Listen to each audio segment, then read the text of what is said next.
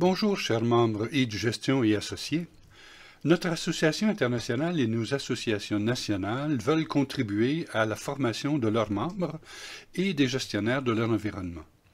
Cette présentation souhaite préciser les orientations que pourraient adopter nos associations et notre comité en charge des activités de formation au plan national et international. Tous les acteurs nationaux et internationaux, que ce soit la Confémède, la Banque mondiale, l'UNESCO, les Nations unies, l'Association pour le développement de l'éducation en Afrique, ADEA, etc., reconnaissent que nos systèmes éducatifs sont sous l'emprise d'une crise générale des apprentissages fondamentaux. Selon toutes ces organisations, à la fin du primaire, 60% des élèves ne maîtrisent pas les apprentissages de base en français et en mathématiques. Cette crise de l'apprentissage doit constituer notre préoccupation essentielle. Cette crise tragique peut s'expliquer par des facteurs externes comme les diverses crises qui ont affecté ou affectent toujours les systèmes éducatifs nationaux. Ceux-ci souffrent également d'un manque chronique de ressources qui limite leur efficacité à atteindre leur finalité éducative. Mais malgré ces contraintes, la crise de l'apprentissage découle également de causes internes au système. Les éléments, les interactions et les ressources du système sont souvent désalignés par rapport à la finalité du système éducatif. Les ressources si rares ne sont pas gérées de manière efficace. Pour changer un système, il ne suffit pas de changer un seul élément, une seule structure, un seul fonctionnement. Il faut un changement de paradigme, un changement de vision, un changement d'attitude. Nous soumettons l'idée que pour améliorer le système éducatif, il faut adopter une vision systémique différente de la vision hiérarchique et autoritaire actuelle. Autrement dit, pour améliorer les systèmes éducatifs, il faut adopter une vision systémique. Précisons maintenant ce qu'est une vision systémique. Un système est un ensemble d'éléments en interaction dynamique organisés en fonction d'un but. Un système doit obligatoirement contenir plusieurs éléments qui doivent manifester des interactions dynamiques et être agencés en fonction de l'atteinte d'un but partagé. Un système est donc présenté graphiquement par ses différentes composantes comme celles qui sont illustrées à l'écran actuellement. Des éléments, des interactions, un but. Ces interactions entre les éléments requièrent des ressources, qui sont contrôlées par des vannes ou des filtres. Ce système est inséré à l'intérieur d'une frontière qui précise ses limites. En raison de toutes ces composantes, un système social est toujours caractérisé par une grande complexité et une grande variété.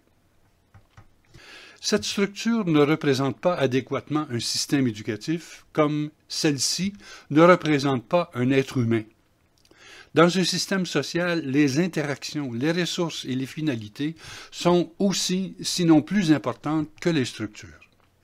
Et l'une des interactions essentielles d'un système, c'est sa gestion, c'est-à-dire l'organisation des éléments, des ressources et des interactions du système en fonction de sa finalité.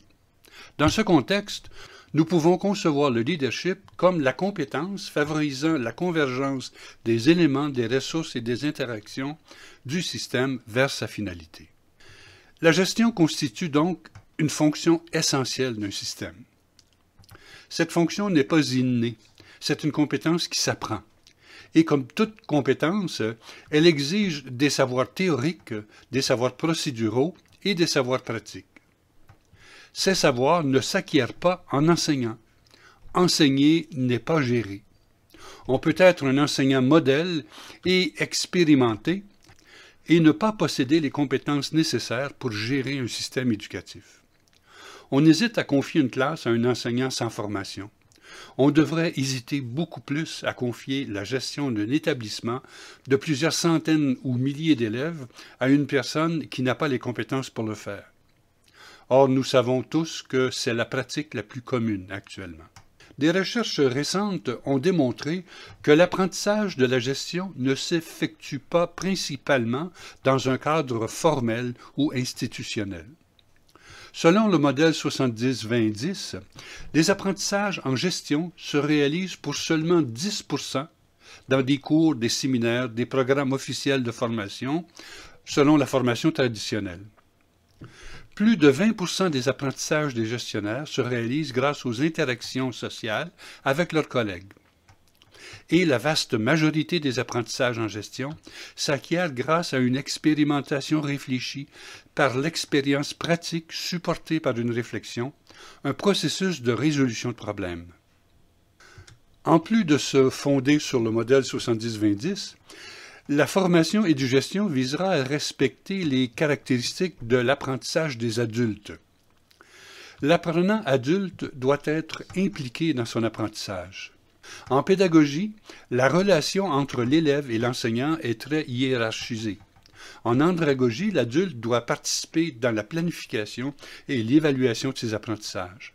Le formateur doit impliquer l'apprenant, lui demander quels sont ses objectifs, pourquoi il suit la formation, ce qu'il attend de cette dernière, etc. L'expérience propre de chaque apprenant adulte doit être prise en considération. Chaque apprenant adulte détient sa propre expérience. Les échanges sont donc motivateurs parce qu'ils proviennent de contextes réels auxquels l'apprenant peut associer ses nouveaux apprentissages. L'expérience personnelle de chaque apprenant doit être prise en compte dans les activités d'apprentissage car ce bagage constitue une ressource importante pour leur formation. Les apprentissages doivent être reliés à des contextes réels de leur vie ou de leur emploi. Les apprenants adultes ont besoin de concret. Ils veulent savoir pourquoi cette formation est importante et quelles en sont les applications réelles. Ils ont besoin d'être convaincus. Les apprentissages doivent être en lien avec des situations réelles. Pour ces apprenants, le terrain est le lieu de la compréhension. Il faut miser sur une mise en pratique des résolutions de problèmes. Il faut éviter la mémorisation du contenu. Il faut rester dans la mise en pratique. La rétention est beaucoup plus importante chez l'apprenant adulte lorsqu'il est mis en action avec des activités pratiques immédiatement après avoir acquis de nouvelles connaissances. Les apprentissages doivent être reliés à des applications immédiates. L'approche par compétences nous incite à favoriser l'acquisition de savoirs théoriques, mais aussi et surtout des savoirs procéduraux, des savoir-faire, et des savoirs pratiques applicables dans des situations réelles. Les fondements de l'APC comprennent les items suivants. Les connaissances sont construites. La connaissance est activement construite par celui qui apprend dans chacune des situations où cette connaissance est utilisée ou expérimentée. L'apprenant doit être au centre du processus. La connaissance est expérimentée au moyen d'une activité cognitive de création de sens par l'apprenant. Le rôle de ce dernier est donc primordial. L'apprentissage se réalise grâce aux interactions qu'il établit entre les diverses composantes de son environnement. Le contexte d'apprentissage joue un rôle prédominant. L'activité de l'apprenant est toujours insérée dans un environnement qui rend l'appropriation possible. Le processus d'apprentissage se déploie dans une réalité culturelle et contextualisée. Le formateur utilise ses propres savoirs et son expérience pour donner du sens et de la pertinence aux apprentissages. Dans nos formations, nous allons suivre les phases d'acquisition d'une compétence. La phase d'exploration est l'élément déclencheur permettant à l'apprenant de saisir la pertinence de la compétence en relation avec le métier, lui permet de se mobiliser et de se mettre en projet, de situer les étapes à franchir, de rappeler les connaissances antérieures et les mettre en relation avec les nouveaux apprentissages. Dans la phase d'apprentissage de base, les éléments de compétence, les savoirs qui s'y rapportent, concourent à la sélection des apprentissages de base. L'apprenant traite l'information reçue, se met en action pour construire d'autres connaissances, à développer d'autres habiletés et à adopter d'autres attitudes. Dans la phase d'interrogation-entraînement, l'apprenant est amené à faire des liens entre les différents éléments de la compétence et à situer l'exercice de celle-ci dans sa globalité. Mise en situation, résolution de problèmes de plus en plus complexes, rappel des apprentissages antérieurs, activités signifiantes, jeux de rôle, répétition, travail d'équipe, etc. Les activités de transfert peuvent s'exercer dans le poste de travail, en stage ou dans la communauté. Conçues comme aide à l'apprentissage, les activités doivent permettre le développement de la compétence et son application dans sa globalité, dans des contextes variés et comparables. La phase d'enrichissement permet de poursuivre l'apprentissage au-delà des performances exigées. Par exemple, les activités proposées amènent l'apprenant à élargir sa compréhension, à améliorer un produit, à exécuter une tâche plus rapidement ou avec une plus grande autonomie. Il peut aussi coordonner plusieurs actions en même temps ou varier le plus possible les situations d'exercice. Nos activités viseront une formation systémique, se préoccupant moins des structures que de la finalité, des interactions et des ressources à l'intérieur du système. Nous tenterons de comprendre la complexité des systèmes dans lesquels nous travaillons et la variété de plus en plus nécessaire pour résoudre les défis rencontrés. Nous proposerons de développer un leadership systémique fondé sur la collaboration et l'alignement de toutes les composantes du système vers l'atteinte de sa finalité. Selon le modèle 70-20-10, une partie importante des apprentissages en gestion s'effectue par l'interaction sociale. En complémentarité avec les apprentissages théoriques, nos formations visent à favoriser la formation par les pairs, le partage d'expertise et d'expérience. Le résultat souhaité serait la création de communautés d'apprentissage professionnel, intégrant tous les personnels de l'école ou du milieu, en vue de l'atteinte de la finalité éducative du système. Ces communautés d'apprentissage deviendraient des organisations apprenantes, en réaction aux défis croissants et constants qui caractérisent les systèmes sociaux. Dans ce contexte, les formations viseront le développement des habiletés sociales des gestionnaires, que Henry Mintzberg nomme le communityship, que l'on pourrait traduire en français par communabilité, l'habilité communautaire des dirigeants. Pour développer notre système de formation, nous pourrons compter sur beaucoup de ressources qui sont déjà présentes parmi nous. L'ensemble de nos membres qui deviendront, nous l'espérons vivement, une communauté d'apprentissage professionnel. La variété de ces membres qui proviennent de contextes éducatifs diversifiés et qui occupent des postes à divers niveaux des systèmes. Les alumni GSE qui pourront contribuer leur expertise en gestion et en ingénierie de formation. Les gestionnaires expérimentés parmi nous qui pourront partager les apprentissages réalisés dans leur carrière en gestion. Les membres qui ont fait l'expérience de la formation à distance pendant plusieurs mois ou plusieurs années. Les membres aussi qui ont suivi des cours en ligne sur le tutorat. Nous avons donc des ressources avérées qui soutiendront nos activités de formation. Nous pouvons compter également sur des outils très utiles. Notre site Internet, fondé il y a presque 10 ans, facilitera nos activités de formation.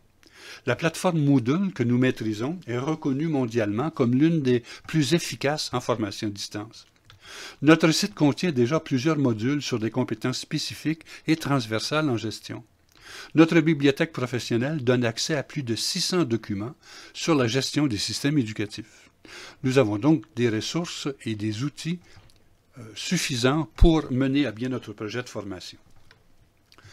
Le comité formation, qui regroupe des membres de toutes nos associations nationales, devra développer un leadership interne en vue d'assumer la responsabilité de l'organisation des activités de formation. Au plan national et international, un leadership devra également se manifester.